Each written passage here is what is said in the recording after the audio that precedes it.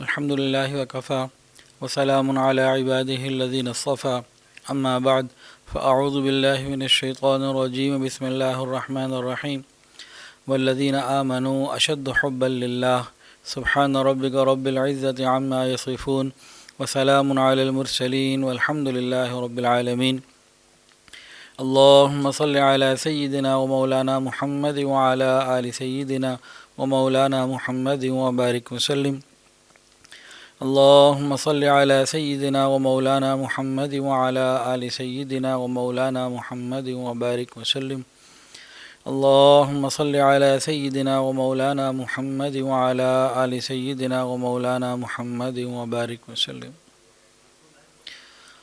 آج کل ہمارے معاشرے میں ایک سوال بہت زیادہ پوچھا جاتا ہے، اور نوجوان طبقہ جو انٹرنیٹ کو استعمال کرنے والا یا علماء سے دور طبقہ، وہ ان سوالات میں بہت الجھا ہوا ہے، پریشان ہے۔ وہ سوال یہ ہے کہ ہمیں غیروں کے تہوار منانے سے کیوں منع کیا جاتا ہے؟ کرسمس ہو، نیو ایئر نائٹ ہو، ویلنٹائن ڈے ہو، بلیک فرائیڈے ہو، یا کوئی بھی برتھ ڈے ہو، یا کوئی بھی، ہمیں غیروں کے تہوار منانے سے کیوں منع کیا جاتا ہے؟ یہ ایک سوال ہے۔ خلاصہ مختصر سا جواب اس کا یہ ہے کہ ہمارا جو اللہ اور اس کے رسول کے ساتھ تعلق ہے اور ہمارے ایمان کا تقاضا ہے، اس وجہ سے یہ منع ہے۔ لیکن صرف اتنے سے جواب سے بات پوری سمجھ نہیں آتی، تو آج انشاءاللہ العزیز اس مجلس میں اس کو تفصیل کے ساتھ ذکر کیا جائے گا۔ اگر اس کو توجہ کے ساتھ ایک مرتبہ سن لیا جائے تو انشاءاللہ العزیز مجھے امید ہے کہ بہت ساری چیزیں کلیئر ہو جائیں گی۔ سوال کیا ہے کہ غیروں کے تہوار منانے سے کیوں منع کیے جاتے ہیں؟ ہم کیوں نہیں سیلیبریٹ کر سکتے ان کی چیزیں؟ اس کے جواب میں 3 پوائنٹس ہیں۔ نمبر 1 پوائنٹ یہ ہے کہ ہمارا اللہ تعالیٰ کے ساتھ کیا تعلق ہے، اللہ تعالیٰ کا ہمارے ساتھ کیا تعلق ہے، اور ان دو طرفہ تعلقات کا تقاضا کیا ہے۔ دوسرا پوائنٹ یہ ہے کہ حضور پاک صلی اللہ علیہ وسلم کا ہم سے کیا تعلق ہے، ہمارا نبی کریم صلی اللہ علیہ وسلم سے کیا تعلق ہے، اور اس تعلق کے تقاضے کیا ہیں۔ اور تیسری بات، غیروں کے تہوار اگر ہم منائیں تو اس کا ہمارے عقیدے پر اتنا اثر پڑتا ہے کہ رفتہ رفتہ وہ صحیح چیز کو چھوڑ کر غلط چیز میں نسلیں ڈوب جاتی ہیں۔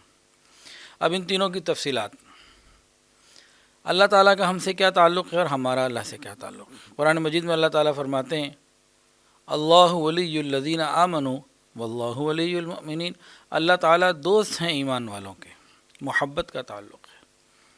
ہمارا کیا تعلق ہے رب سے؟ والذین آمنوا اشد حبا للہ، ایمان والے اللہ تعالیٰ سے ٹوٹ کر محبت کرتے ہیں۔ تو یہ دو طرفہ تعلق ہے، دوستی کا اور محبت کا۔ اب اور غور کیجئے ذرا، آج اللہ تعالیٰ نے، غور کیا کیجئے کہ اللہ تعالیٰ نے اپنے اس تعلق کو جو ہمارے ساتھ ہے کیسے نبھایا، غور کیجئے۔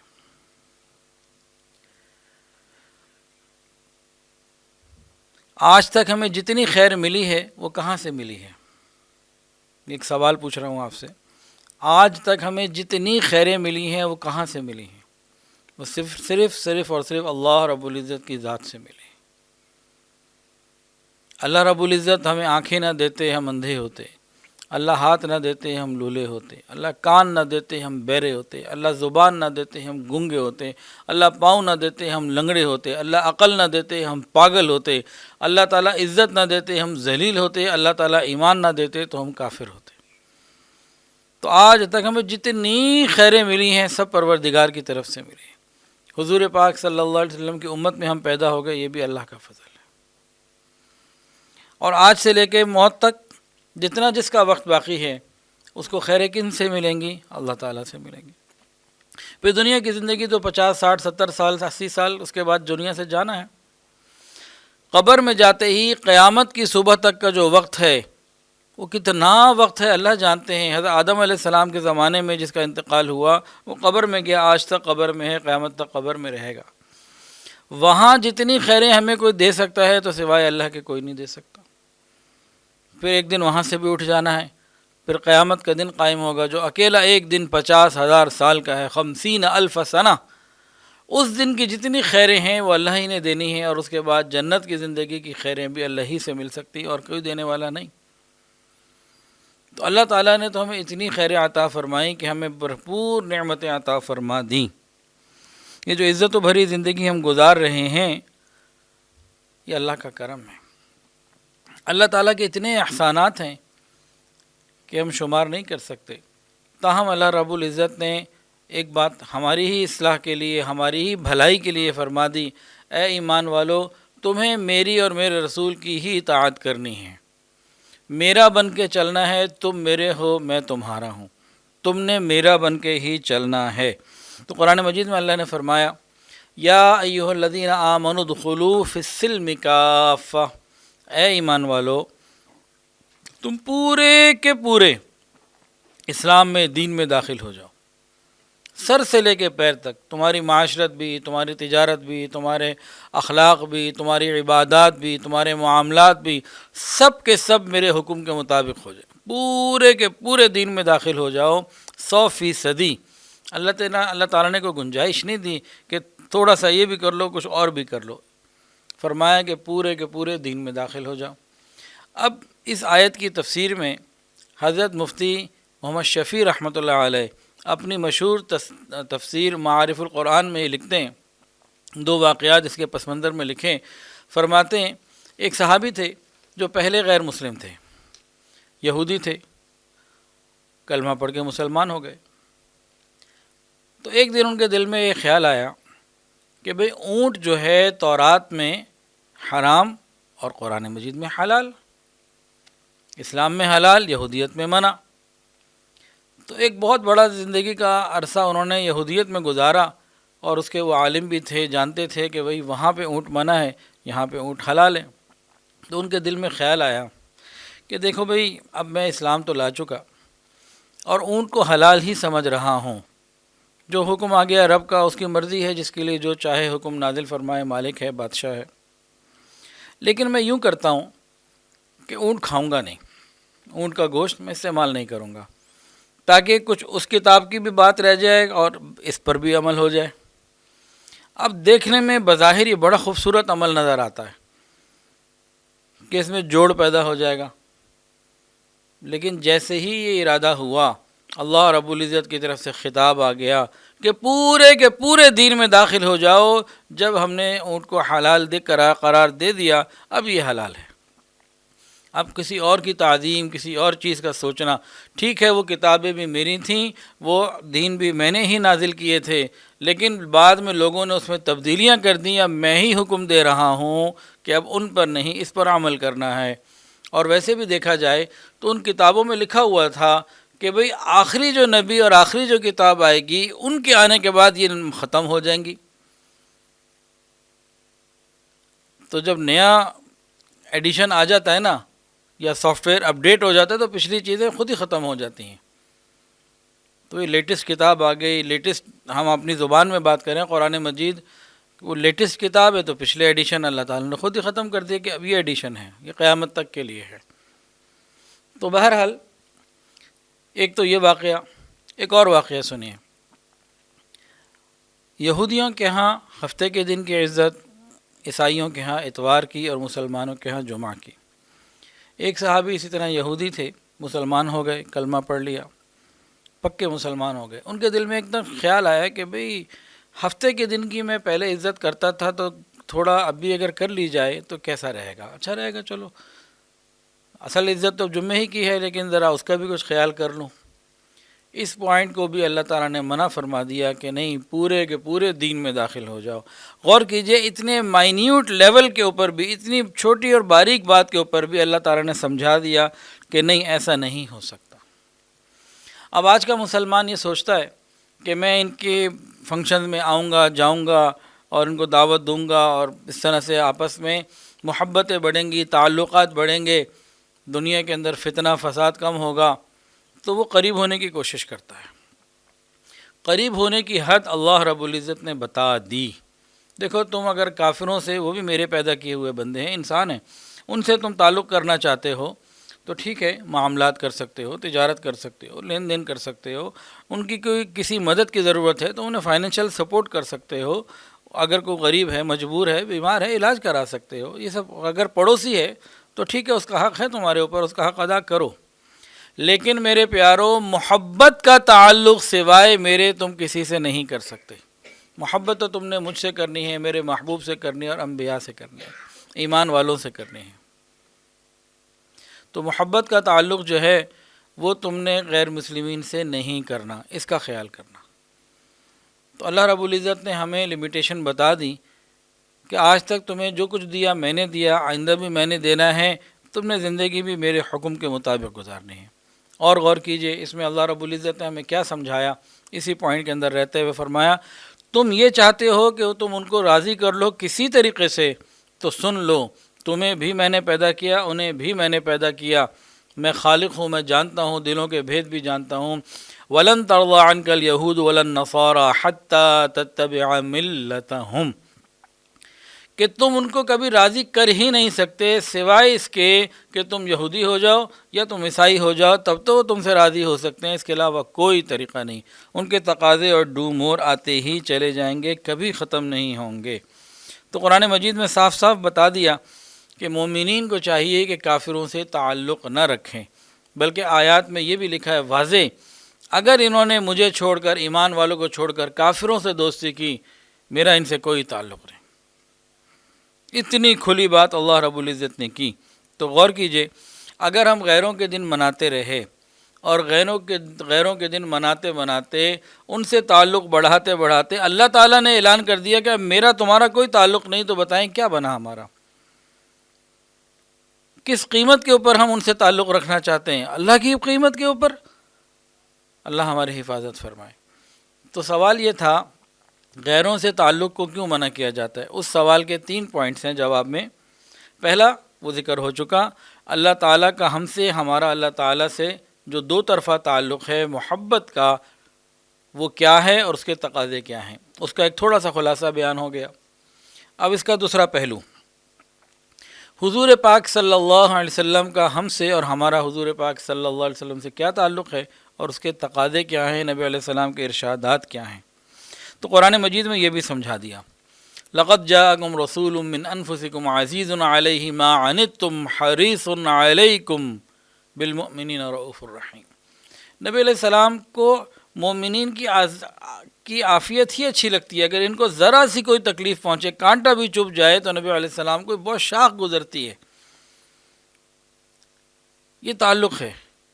اور مومنین کا کیا تعلق؟ النبی اولیٰ بالمؤمنین من انفسہم، کہ نبی جو ہیں ان کو ان کی جان سے زیادہ عزیز ہیں۔ یہ دو طرفہ تعلق قرآن مجید نے بتایا۔ اللہ اکبر کبیرہ۔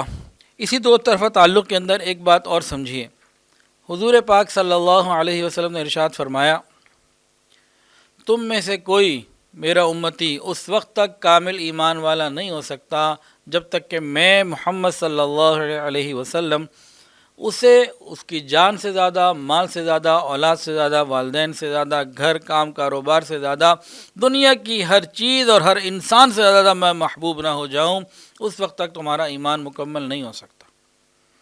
یہ حدیث ہے۔ اب اس حدیث کے اندر رہتے ہوئے ایک واقعہ سنیے۔ سیدنا عمر فاروق رضی اللہ تعالیٰ عنہ ایک مرتبہ نبی علیہ السلام کی خدمت میں حاضر ہوئے اور عرض کیا، یا رسول اللہ، مجھے اپنے ماں باپ سے، اولاد سے، خاندان سے، کام کاروبار سے، مال پیسے سے، ہر چیز سے زیادہ آپ عزیز ہیں، لیکن میری اپنی جان، اس کو ذرا میں الگ کرتا ہوں، باقی دنیا کی ہر چیز سے زیادہ آپ مجھے عزیز ہیں۔ فاروق اعظم رضی اللہ تعالیٰ عنہ نے یہ درجہ پیش کیا۔ اب یہاں رک کر غور کیجئے، کیا یہ درجہ ہم پیش کر سکتے ہیں؟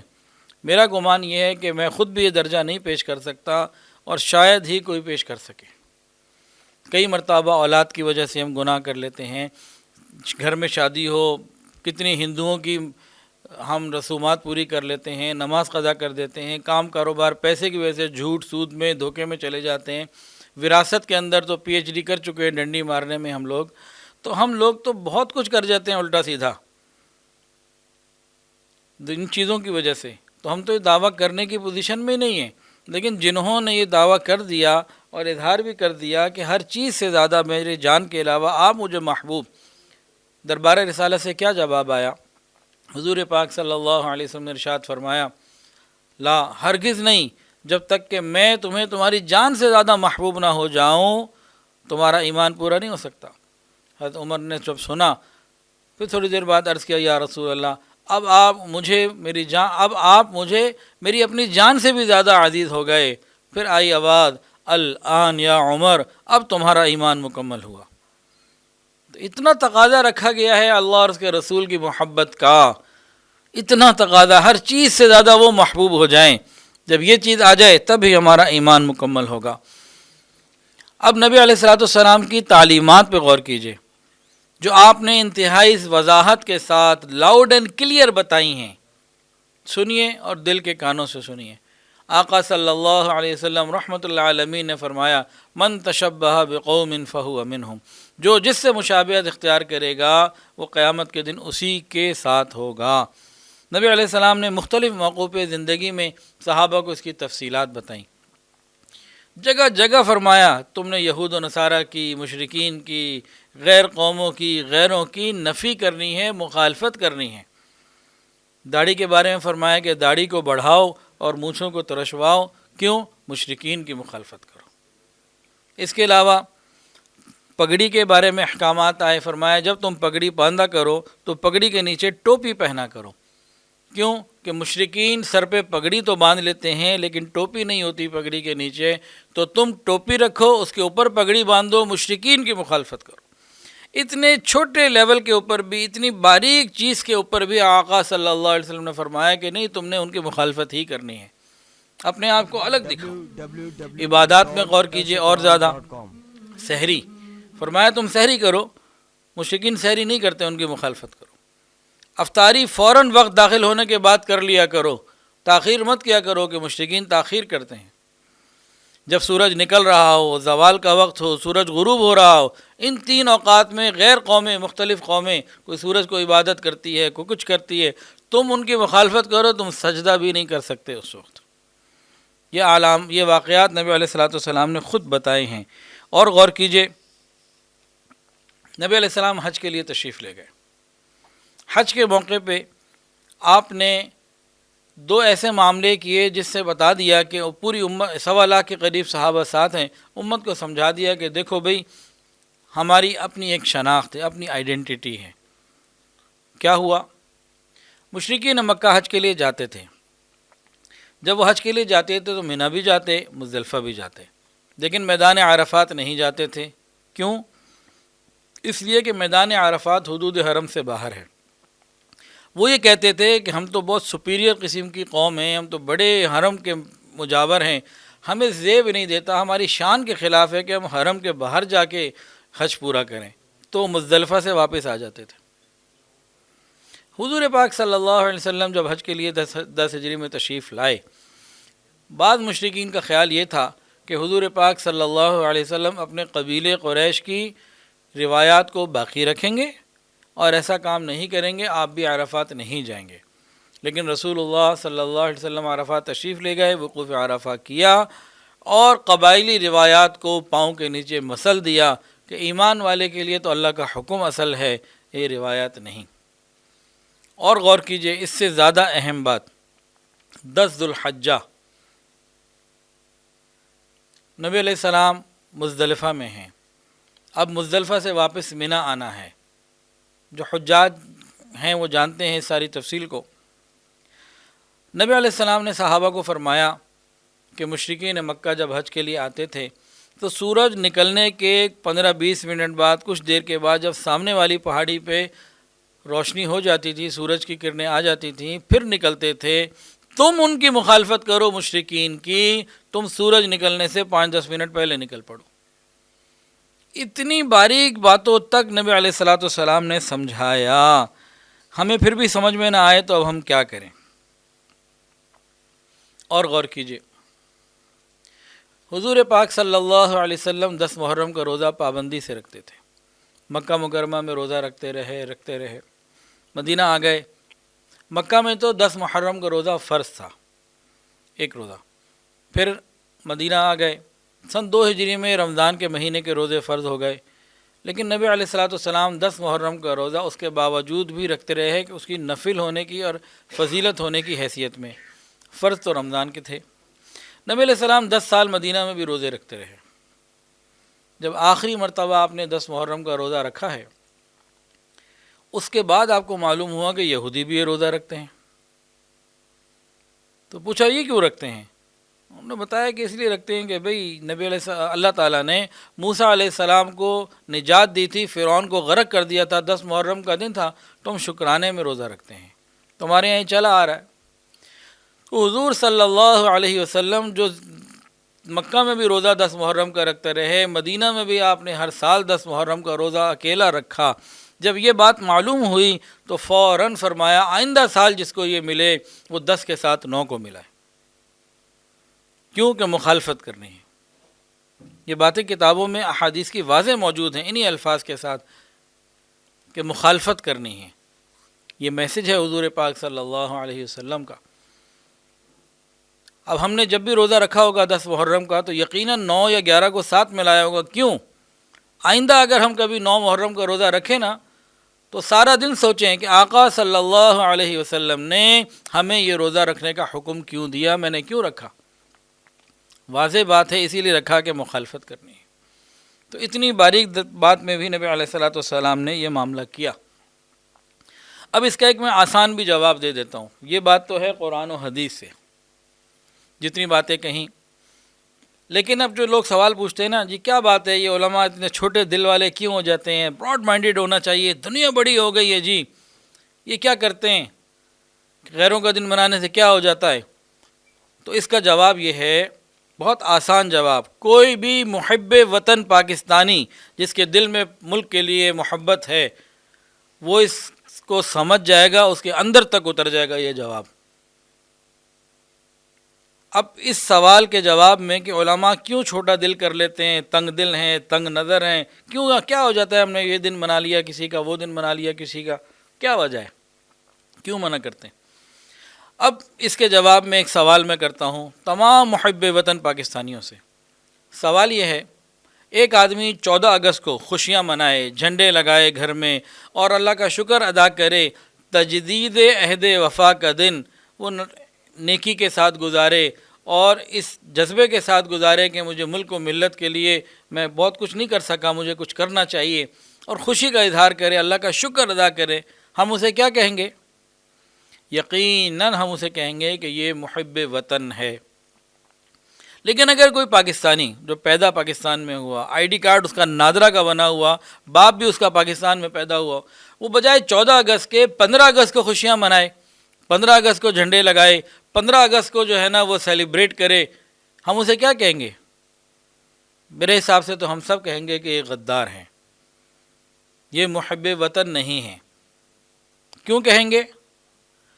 ہم یہی کہیں گے کہ بھائی تم نے ہمارا دن نہیں بنایا، کسی اور کا دن منایا، تو جس کا دن تم نے منایا تم ان کے ساتھ ہو، پھر ہمارے ساتھ نہیں ہو۔ یہی تو حضور نے کہا، من تشبہ بقوم فہو منہم، جو ہمارے دن منائے وہ ہمارا، جو دوسروں کے دن منائے انہی کا۔ اب کوئی شخص 15 اگست کو خوشیاں منائے، ہم اسے محب وطن ماننے کے لیے تیار نہیں۔ کیوں؟ ہماری قومی غیرت، ہماری ملی غیرت اس بات کا تقاضا کرتی ہے کہ ہم اس کو بالکل قبول نہ کریں۔ تو جب ہماری قومی اور ملی غیرت کا تقاضا ہے تو پھر ہمارے ایمان کی غیرت کا تقاضا، اللہ رب العزت کے ساتھ تعلق کا تقاضا، رسول اللہ صلی اللہ علیہ وسلم کے ساتھ تعلق کا تقاضا، تو یہاں بھی تو محبت میں پھر غیرت ہوتی ہے نا۔ تو یہی بات نبی علیہ السلام نے فرما دی، جو جن کے دن منائے گا انہی کے دن انہی کے ساتھ ہوگا۔ تو سادہ سی بات سمجھ میں آ جانے والی ہے۔ اللہ اکبر کبیرہ۔ اب 2-3 اقوال سن لیجئے۔ حضرت عمر فاروق رضی اللہ تعالی عنہ نے باقاعدہ طور پر خطوط جاری کیے، حکم جاری کیے، منع کیا کہ تم لوگ عیسائیوں کے تہوار میں مت جایا کرو، وہ لوگ وہاں اللہ کی نافرمانی کرتے ہیں۔ اور عبداللہ ابن عمر ان کے بیٹے جو ہیں انہوں نے فرمایا کہ جو شخص کسی یہودی کے کسی نوروز میں کسی پروگرام میں شریک ہوا اور وہیں اس کی موت آ گئی تو قیامت کے دن وہیں سے اسی مجلس سے اٹھایا جائے گا، انہی لوگوں سے اٹھایا جائے گا۔ امام احمد ابن حنبل رحمۃ اللہ علیہ سے کسی نے پوچھا، حضرت کوئی شخص ہے مسلمان، اس کی بیوی اہل کتاب میں سے ہے، عیسائی ہے، اور وہ اہل کتاب کے کسی اس میں جانا چاہتی ہے، تو کیا وہ اس کو اجازت دے؟ تو فرمایا کہ نہیں، قرآن میں اللہ فرماتے ہیں وَلَا تَعَاوَنُوا عَلَى الْإِثْمِ وَالْعُدْوَانِ کہ گناہوں میں ایک دوسرے کا تعاون نہ کرو۔ تو ہمیں ان باتوں کو سمجھنے کی ضرورت ہے۔ اللہ تعالیٰ ہمیں ان باتوں کی صحیح سمجھ عطا فرمائے۔ حضرت عمر ابن عبدالعزیز رحمۃ اللہ علیہ فرماتے تھے کہ سنت کی مخالفت کر کے کبھی اللہ کو راضی نہیں کیا جا سکتا، اور اسی طرح مخلوق کو راضی کر کے کبھی اللہ کو راضی نہیں کیا جا سکتا۔ اب اس سوال کا تیسرا اور آخری پہلو، غیروں کا تہوار منانے سے ہمارے عقیدے پر کیا فرق پڑتا ہے؟ غیروں کا تہوار منانے سے ہمارے عقیدے پہ کیا فرق پڑتا ہے؟ جب ہم غیروں کے تہوار مناتے ہیں نا تو ہماری نسلوں کا ایمان ختم ہو جاتا ہے آہستہ آہستہ، اور اسلام کی محبت کم ہو کے کفر کی محبت ان کے دل میں بڑھتی چلی جاتی ہے۔ یہ ہوتا سب گریجولی ہے اور پتہ نہیں چلتا، ہو جاتا ہے۔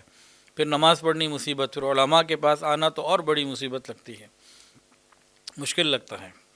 تو جو ان کی سوچ ہو جاتی ہے کافروں کی، وہی ان کی سوچ ہو جاتی ہے، جو ان کی ذہنیت ہو جاتی ہے وہی ان کی ذہنیت ہو جاتی ہے۔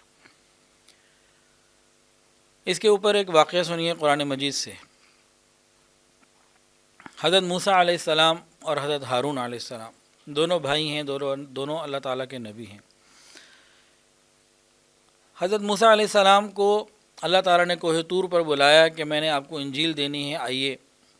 حضرت موسیٰ علیہ السلام تشریف لے گئے اور جاتے ہوئے حضرت ہارون علیہ السلام کو فرمایا کہ آپ نے سب کا خیال رکھنا ہے، میرے پیچھے آپ میرے نائب ہیں، تو میں آؤں گا اتنے دنوں بعد۔ آپ چلے گئے، انہوں نے کہا ٹھیک ہے میں کرتا ہوں، رکھوں گا خیال۔ پیچھے ایک واقعہ پیش آیا، ایک شخص تھا سامری، اس نے کوئی وہ گائے بنائی، اس نے گائے کا ایک مجسمہ بنایا اور اس کے اندر کچھ ایسا سلسلہ ہو گیا کہ اس کے اندر آواز بھی آتی تھی۔ جب وہ بولنے لگا تو سامری نے لوگوں کو گمراہ کیا۔ اس نے کہا دیکھو موسیٰ علیہ السلام پتہ نہیں کدھر چلے گئے، خدا تو یہ، اس کی عبادت کرو، یہ دن سیلیبریٹ کرو، اس کی عبادت کرو۔ یہ قوم کون سی تھی؟ یہ پوری قوم کون سی تھی؟ یہ وہ قوم تھی جو اللہ کے دو پیغمبروں کو اپنی آنکھوں سے دیکھ چکی تھی، اللہ تعالیٰ کی بڑی بڑی نشانیوں کو اپنی آنکھوں سے دیکھ چکی تھی۔ اس کی لمبی تفصیلات ہیں، یہ سمندر کا میں راستے بن جانا، فرعون کا غرق ہو جانا، ان کا نکل آنا، اس کے علاوہ اور کئی نشانیاں۔ تو جو قوم اللہ تعالیٰ کی مدد کو اپنی آنکھوں سے دیکھ چکی ہے، حضرت موسیٰ علیہ السلام ہارون علیہ السلام کو اپنی آنکھوں سے دیکھ چکی ہے، اس کے سامنے جب کسی نے کہا نا یہ نیا دن منانا ہے یا یہ کام نیا کرنا ہے، تو کیا ہوا؟ اس قوم کے 3 طبقے بن گئے۔ یہ قرآن میں موجود ہیں، تفصیلات معارف القرآن دیکھ لیجئے، 16ویں سپارے میں بھی ہیں، 19ویں میں بھی ہیں۔ خیر، اس میں کیا ہوا؟ 3 طبقے بن گئے۔ نمبر 1، کچھ لوگوں نے یہ کہا کہ تم غلط کہتے ہو، ہم اپنی اصل پر باقی ہیں، ہمیں اس پہ کچھ نہیں کرنا، یہ غلط ہے، ہمیں نئے دن یہ نئی چیزیں نہیں چاہیے، نئے فتنے نہیں چاہیے۔ ایسے لوگ بہت تھوڑے تھے۔ دوسرا طبقہ کون سا بنا؟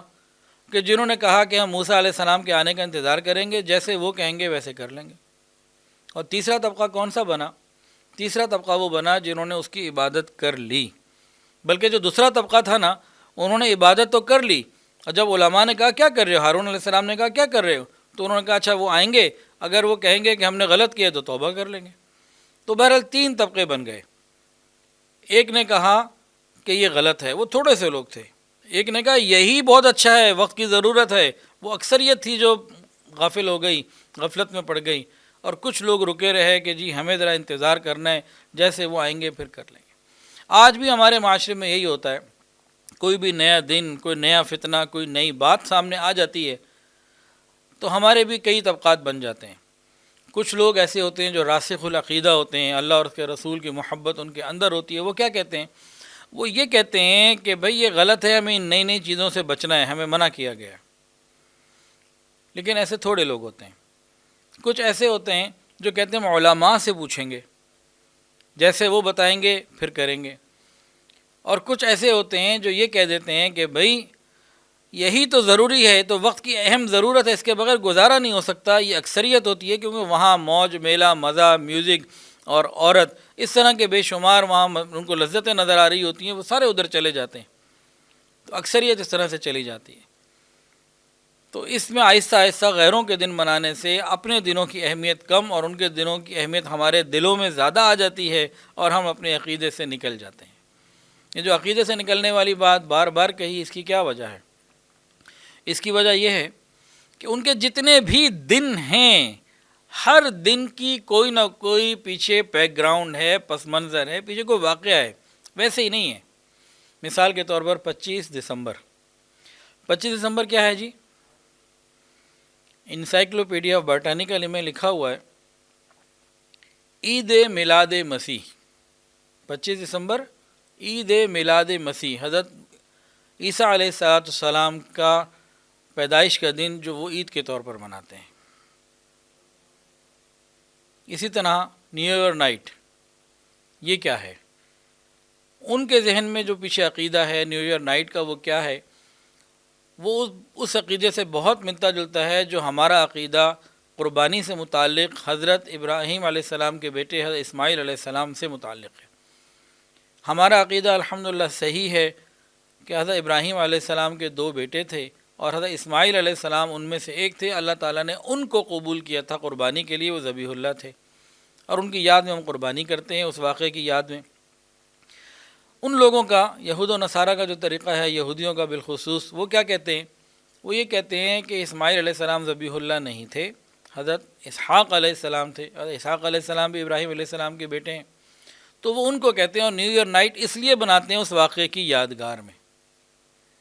اسی طرح ان کے جتنے بھی دن ہیں، پیچھے کوئی نہ کوئی واقعہ یا کوئی نہ کوئی اس کی لاجک ہے. جب ہمارے نوجوان ان محفلوں میں شریک ہوتے ہیں، وہ دن مناتے ہیں، تو وقت کے ساتھ ساتھ وہ ان کی تاریخ پہ بھی جاتے ہیں. تجسس کی وجہ سے، فطری تجسس اللہ نے انسان کو عطا فرمایا ہے، اور پھر ان دنوں کی، ان باتوں کی ان کے اندر اہمیت بڑھتی جاتی ہے اور اصل نکلتا چلا جاتا ہے. یہیں ہمارے علاقے کا، لاہور کا ایک نوجوان آسٹریلیا گیا. یہاں تھا، ٹھیک تھا، وہاں جا کے کچھ عرصہ رہا، اور اس نے وہاں کی تقریبات میں شرکت کی، بے حیائی میں بھی پڑھا. پھر عقیدے پہ اثر آیا. کیا آیا کہ اس نے کوئی ڈاکومنٹری دیکھی جو کسی یہودی کی ہوگی یا عیسائی کی ہوگی، غیر مسلم کی ہوگی. اس میں یہ تھا کہ مسلمان جھوٹ بولتے ہیں، حضرت اسماعیل علیہ السلام ذبیح اللہ نہیں بلکہ حضرت اسحاق علیہ السلام ہے. اور اس نے اپنے جھوٹے ریفرنسز دیے. وہ کہنے لگا کہ بھئی بات یہ ہے کہ مسلمان علماء جتنے ہیں سب جھوٹ بولتے ہیں. یہ ٹھیک کہہ رہے ہیں. یہ کیوں ہوتا ہے؟ ایک تو ہم ان کے دن تقریبات جب مناتے ہیں تو آہستہ آہستہ ہمارے اندر اسلام کی عظمت ختم ہو جاتی ہے، اور دوسرا پوری محنت کی جاتی ہے کہ مسلمانوں کو علماء سے دور کر دو. علماء کی نفرت ان کے اندر ڈال دو، سمجھا دو اور بتا دو کہ علماء ہی سارے فساد کی جڑ ہے، ادھر گئے تو تمہیں نقصان ہوگا، ادھر نہیں جانا. تو مسلمان کو روکا کہ تم نے علماء کے پاس نہیں جانا. دوسری طرف سے غلط چیزیں ہمارے معاشرے میں میڈیا کے ذریعے، اپنے طور طریقوں کے ذریعے انتہائی ڈال دیں. اب کیا ہوگا؟ اب ہوگا یہ کہ مسلمان اپنے دین سے اور علماء سے دور ہوتا رہے گا، اور دوسروں کے دنوں میں عزت اور شوق اور مزے محسوس کرے گا، اور تباہی کے کنارے پہ چلا جائے گا. نبی علیہ السلام نے فرمایا، من رغب عن سنتی فلیس منی، جو میری سنت سے اعراض کرے گا وہ میری امت میں سے ہی نہیں. تو غیروں کا دن منانے سے اس سے بڑا اور کیا نقصان ہوگا کہ اللہ کے ساتھ تعلق ختم، نبی کریم صلی اللہ علیہ وسلم کے ساتھ تعلق ختم، اور اپنے ایمان اور عقیدے کا تعلق بھی کمزور اور ختم. تو اس سے زیادہ اور برا اور کیا ہو سکتا ہے؟ ابھی دیکھیے ہم کن دنوں سے گزر رہے ہیں؟ کورونا سے، لاک ڈاؤن سے، اور اس کی وجہ سے معاشی طور پر پوری دنیا میں اور ہمارے اپنے ملک پاکستان کے اندر کتنی پریشانیاں ہیں. لاکھوں کی تعداد میں لوگ بے گھر ہو گئے. میرے کئی قریبی جاننے والے، ہمارا اپنا ایک ٹرسٹ ہے، اس کے تحت ہماری کئی چیزیں چل رہی ہیں، اور ہمارے مدارس کا نظام ہے. تو بہت ساری چیزیں ایسی ہیں، لوگ بیت بھی ہیں تو اپنے حالات بتاتے ہیں. تو ان 1.5-2 سالوں کے اندر یہ جو بھی کووڈ-19 سے سٹارٹ ہوا ہے، معاشی طور پر بہت زیادہ تکلیفیں ہیں، بہت زیادہ پریشانیاں ہیں، لوگ بہت تنگ ہیں. لیکن اگر ہم غور کریں کہ یہ عذاب اور پریشانیاں آتی کیوں ہیں، حضور صلی اللہ علیہ وسلم نے ارشاد فرمایا ہمارے ہی اعمال کی سزا ہے، اور یہ ہم سب جانتے ہیں. سزا میں ہم گزر رہے ہیں، وباؤں میں، تکلیفوں، پریشانیوں، تنگیوں میں ہم جکڑے ہوئے ہیں، اور یہ بھی معلوم ہے کہ حضور نے بتا دیا تھا بے حیائی کرو گے تو یہ ہوگا، فلاں نماز چھوڑو گے تو یہ ہوگا، وعدہ خلافی کرو گے تو ساری چیزیں بتا دیں، ہم سب سمجھ رہے ہیں. لیکن اس کے باوجود بھی ہم ٹھیک نہیں ہو رہے. مسجدوں میں نمازیوں کی تعداد نہیں بڑھی، لوگوں نے روزے زیادہ لوگوں نے روزے رکھنے شروع نہیں کر دیے، اعمال کے اندر ہم آگے نہیں بڑھے، ہم نے گناہوں کو نہیں چھوڑا. اگر ہماری شادیوں میں ہندوانہ رسومات ہوتی تھیں تو وہ ہو رہی ہیں، ہمارے گھروں میں اگر بے حیائی، موسیقی، مکس گیدرنگ تھی تو وہ ہو رہی ہے. اگر کوئی نامحرم کے ساتھ حرام تعلقات میں ملوث تھا کووڈ سے پہلے تو آج بھی ہے. اگر کوئی فجر کی نماز نہیں پڑھتا تھا کووڈ سے پہلے تو آج بھی نہیں پڑھ رہا. اگر کسی نے کسی کا مال دبایا ہوا ہے، حق روکا ہوا ہے کووڈ سے پہلے تو آج بھی اس نے حق واپس نہیں کیا. موت اتنے قریب ہے، دن رات جنازے اٹھ رہے ہیں، تکلیفیں اتنی زیادہ بڑھ گئیں، لیکن ہم ٹھیک ہونے کے لیے تیار ہی نہیں. تو چونکہ ہم ٹھیک ہونے کے لیے تیار نہیں ہیں، اس لیے ابھی پریشانیاں اور بڑھنی ہیں. بے حیائیاں جتنی بڑھتی چلی جائیں گی اتنی پریشانیاں بڑھتی جائیں گی. کوئی وجہ مجھے نظر نہیں آتی کہ کوئی اصلاح پیدا ہو اور کوئی حالات بہتر ہوں. حالات خراب سے خراب ہونے اس لیے ہم ٹھیک ہونا ہی نہیں چاہتے. ہم اپنی اصلاح شریعت کے مطابق کرنا ہی نہیں چاہتے. تو جب تک ہم ٹھیک نہیں ہوں گے حالات ٹھیک نہیں ہو سکتے. ہاں اگر ہم ٹھیک ہو جائیں، ہمت کر لیں، علماء کے پاس، اللہ والوں کے پاس، مشائخ کے پاس اپنے آپ کو لے آئیں اور اللہ کا حکم مان کر زندگی گزارنا شروع کر دیں، پھر انشاءاللہ حالات ٹھیک ہو سکتے ہیں اور ہو جائیں گے. لیکن جب تک ہم اس پر نہیں آئیں گے یہ حالات ٹھیک نہیں ہو سکتے. یہ کووڈ-19 کے ان 1.5-2 سال کے وقفے کو دیکھ لیجئے، جو اس سے پہلے بے نمازی تھا آج بھی بے نمازی ہے، اس سے پہلے جو بے پردہ تھی آج بھی بے پردہ ہے، اس سے پہلے کسی نے کسی کا حق ادا کرنا تھا روکا ہوا ہے، دبایا ہوا ہے، آج بھی اسی طریقے کے اوپر ہے. تو جب ہمارے اندر اتنے حالات میں بھی خیر کی فکر نہیں پیدا ہو رہی تو مجھے بتائیے کب پیدا ہوگی؟ موت کس وقت آ جائے کسی کو کوئی پتہ نہیں ہے. ہاں اگر ہم چاہتے ہیں کہ حالات بہتر ہوں تو ہمیں پھر اپنی اصلاح کی طرف متوجہ ہونا ہوگا. اس کا ایک ہی طریقہ ہے علماء کے پاس، اللہ والوں کے پاس جانا اور ان کی بات کو ماننا. اللہ تعالی ہمیں ان باتوں کی صحیح سمجھ عطا فرمائے. وآخر دعوانا ان الحمدللہ رب العالمین.